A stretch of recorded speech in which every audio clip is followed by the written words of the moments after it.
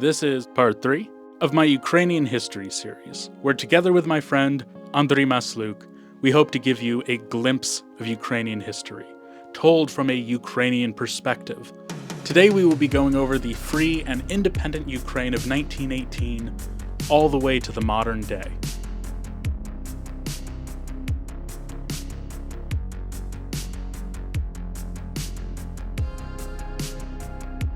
Moving into some more modern history. After fall of Soviet Union, Ukraine finally gained its independence. And I remember something from when we first talked of, you're saying that the first government that took over there was directly related to that government of 1918. Am I remembering that correctly? Oh, yes, exactly. But let me explain just to be more clear. It's the president of Ukraine in exile. He gave his power to President Kravchuk, because before that, unfortunately, I can't remember the name of this sir, but he gave his power to President Kravchuk. So, because we had Ukrainian state in exile since 1918, and just like this, Poland had its state in exile during World War II, for example. So we still kept this tradition, and we still trace our state back to that state formed in 1918, so, and that's why it was very important that the president of Ukraine in exile gave his power to President Kravchuk, and it shows the continuation of Ukrainian state. Although, Ukraine was occupied by the Soviets, but it was occupied illegally. It was, Ukrainians do not consent to it. It wasn't the will of Ukrainian people. We were just occupied temporarily by the Soviets, and when Ukrainian independence was restored, it's just natural for the Ukrainian government in exile, when they ceased to exist, but they transferred their power, their legitimacy to the Ukrainian government, which makes it so much more important that Ukraine is not like a new thing, a new country that appeared from nowhere. We have this tradition from the country which was proclaimed in 1918. Yes, it shows that there is that longer history, because I've heard people not as well versed on Ukrainian history talk about it, that it wasn't really a modern state, what we consider a modern state in history, that there was never a legacy of it. But I think we've shown throughout there that there's a huge amount of history. Well, if we talk legacy, we can start from the Cossack state. It was highly modern state. All of the people, they knew how to read and write. All the population, they were literate, which wasn't the case at that time in Europe. So we were almost ahead of time. Also, the democratic tradition of Cossack states, it was also ahead of its time, because it was like proto-democracy. So we had one military leader called Ataman, but later Hetman. So, but we had also all of the Cossacks would gather and they would decide what to do, and the Hetman or Ataman would be elected. So elected by everyone. So it's a form of democracy. But not only that, Hetman or Ataman would be elected every year, and every year the Ataman that used to be in power, they had to kind of defend themselves, to show what they have done for the people, and there was responsibility. We even had cases of Ottoman being executed after they were not elected. So they did so poorly that they were executed. So imagine if modern prime ministers and presidents would face such a motivation to do good. Maybe before the maybe imagine before the elections. Okay, you will rule country for 5 years, but then you have to face a court and if they find you guilty, you know. It is what it is at that point, right? Yeah. So we had this highly democratic tradition since the time of Cossacks, which is as early as 16th century, and later, you know, when Ukraine became independent in 1918, it was highly democratic. It was ruled by a parliament. So there was a parliament called Central Rada, and the Speaker of Parliament would be the head of the state. So it wasn't like there was one person in charge. It was very highly democratic. But later, after the Germans and Austrians became our allies, they kind of orchestrated a coup, and then there was this hetman, his name was Skoropadsky, so he became like a ruler, he became a hetman, essentially like a king. But he was a ruler for 9 months, I think, and later there was Ukrainians took power again, and there was like a government called so it was under Petlura, what was it? Directory, yeah, so it was directory, it was called directory, it was just like a government. So again, the traditions were highly democratic. And in the west of Ukraine, again, we had a president, his name was Yevhen Petrushevich, so actually probably the first president of Ukraine. Mistakenly people call Hrushevsky the first president. He was leader of state, he was speaker of parliament, but Yevhen Petrushevich would probably be the first president of Ukraine when Ukrainians in Lviv independently proclaimed independence here in the 1st of November 1918. So we had a parliament, we had a president, we had prime minister, just like, you know, modern European countries. Yeah. Moving throughout the years to something that people might not know much about. Everyone talks a lot about Euromaidan, but yes. When talking with you in the Carpathian Mountains, we had talked a bit about the Orange Revolution. Yes. Would you mind talking about that a little bit? Oh, definitely. Orange Revolution was the moment when Ukrainians decided to raise their voice and to demand free elections, because we had for 2 terms, like we had President Kravchuk, then twice we had President Kuchma, each one, like Kravchuk 4 years, Kuchma 10 years in total. So then, like, Kuchma was like older guy, we wanted something new, we wanted to change, we wanted closer ties with Europe. That's why the most popular politician was Viktor Yushchenko, who was very like pro-Western, pro-European, modern leader, and many younger generations supported Yushchenko. Then there was elections, and Viktor Yanukovych, who later was president of Ukraine, at that time he was a prime minister of Ukraine. And unfortunately, Kuchma made a very poor decision by basically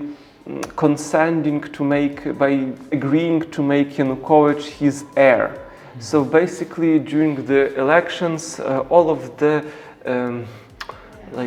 state institutions openly support Yanukovych. So you would have like the head of school, like the school director would basically say, oh, you should vote Yanukovych, to directly like promote Yanukovych. Or like, for example, director of factory, the head of factory would promote Yanukovych. Like it was wild, and people didn't appreciate this. And after the elections, like the first round of elections, Mr. Yushchenko had little, like few percents more, but after second round of elections, Mr. Yanukovych had won. So people were enraged. People wanted to show that they want free elections, because it was clear that elections they were rigged, and many people, including me, we worked on at the elections, like where people came to cast their votes, and we were filming everything. And later, when they counted when they counted the votes, Mr. Yushchenko was like the candidate who people voted for. So more popular. But they proclaimed, like the government proclaimed, that Yanukovych is the winner. So people went to Kyiv and they started protesting peacefully and cheerfully, but they would not leave the central square of Kyiv, and they would demand new elections. So for a few months there was like this stalemate. But people would sing songs, people would share their stories. It was I loved that moment of our history, because it was the possibility to connect with people from Poltava, for example, from Odessa. You do not often see them in your hometown, but in Kyiv everyone gathered together, and we were able to communicate, to share our stories. And finally we had third round of elections where Mr. Yushchenko was victorious. So Orange Revolution showed that the civil society matters, and that Ukraine actually has civil society, that Ukrainians are able to fight for democracy, for their democratic choice, and that Ukrainians want to be part of broader, like basically Western world. If they shoot us, if they send tanks, no matter what, there's nothing that can overpower the will of the people. And what year was this about that taking place? It was in 2004. Mm-hmm. Do you think that was necessary for the later Maidan revolution, that moment of coming together? I think it was necessary for that moment, where Ukrainians kept their democratic tradition, because if President Yanukovych would become president back then, we might lose our democratic tradition. I think Yanukovych would be just like Haidar Aliyev or Ilham Aliyev, or those people who rule Kazakhstan or Turkmenistan. Like Lukashenko to the north. Like Lukashenko. Yeah, so I think he was more like those guys. So that's why, and also he had criminal background, for God's sake. So he was spent two terms in prison. So he was in prison twice, one for robbery, and the second one it's erased. So I will not speculate, but some people have very just enraging ideas. So I will, like some people think it was for rape. I can't say it's true or not, but there are rumors like this. Like, I don't know, but since he was in power, it's another thing which was enraging, is that his criminal records were erased. How can you erase criminal records? Okay, if he would say, yeah, it was a mistake, yeah, it's fine, but it's a sign of when political power is doing something wrong, when the executive power just makes the judge or whoever erase the records. So they shouldn't be able to do that.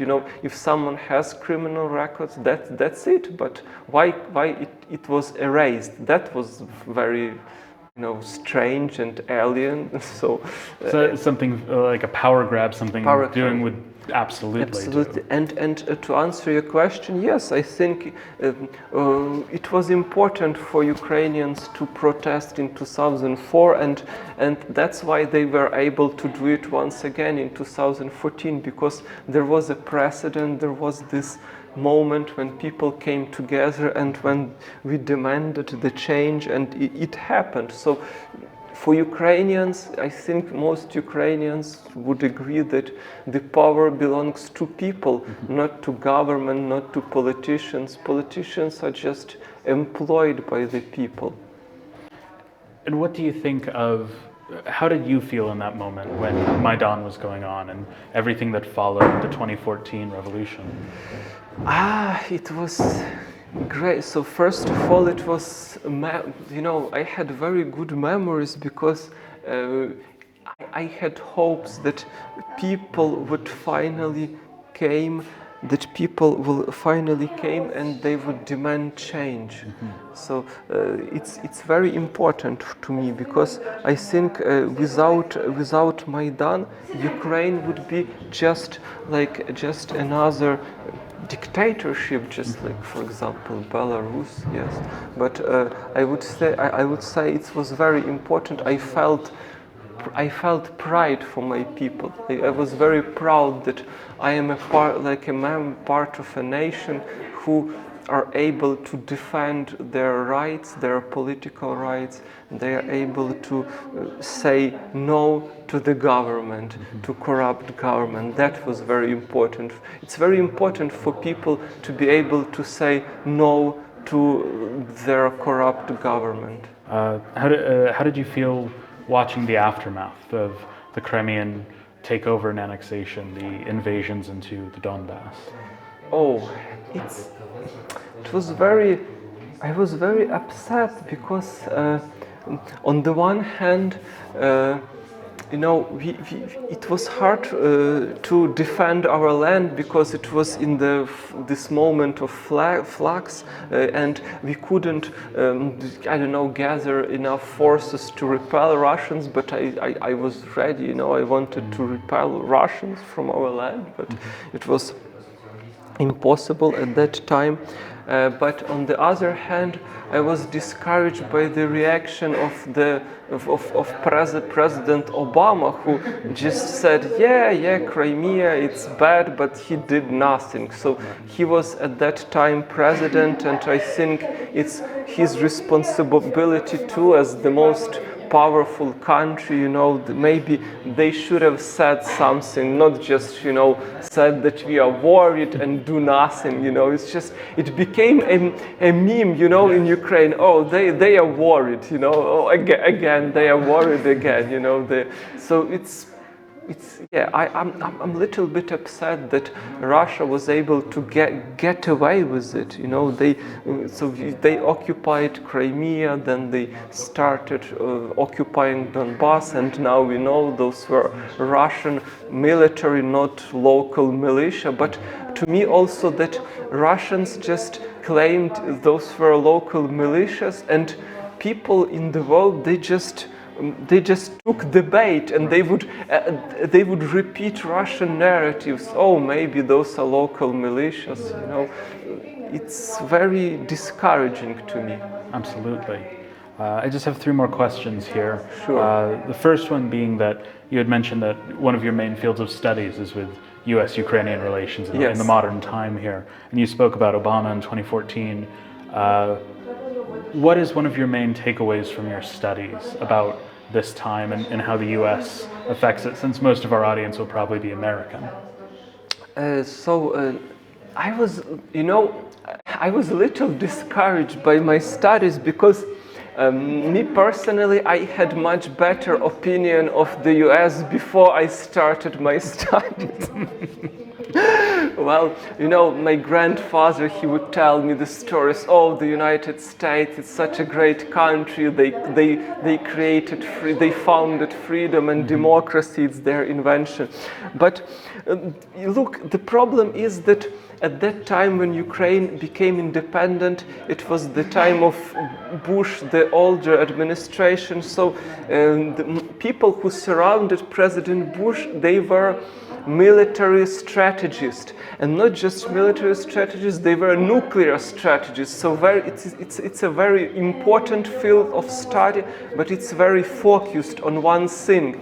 So I don't think it's very fair for military strategists to be advisor for foreign relationship, because it's totally different field of study.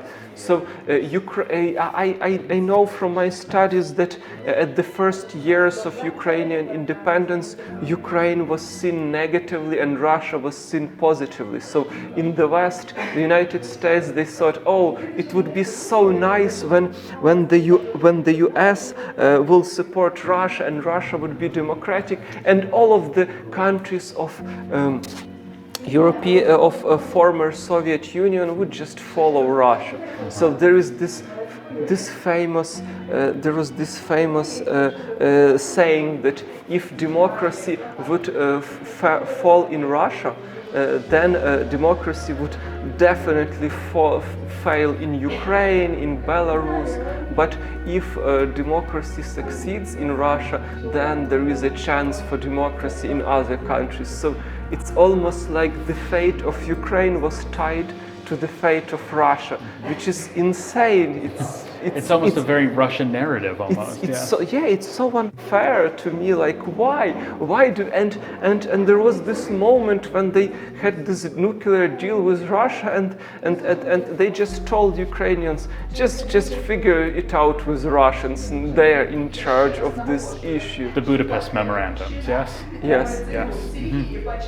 And especially how those later today were supposed to protect Ukraine and how Ukraine was supposed to be. So it's interesting now to see the U.S. even sometimes failing on their commitments that they made in the memorandum. It's discouraging, and also Ukraine gave away its protection, its military, its nuclear weapons, and what we get out of it, I don't know, some few Bradleys. I think for US like 50 Bradleys or 200 doesn't make any difference, but it would make like the world difference for Ukraine.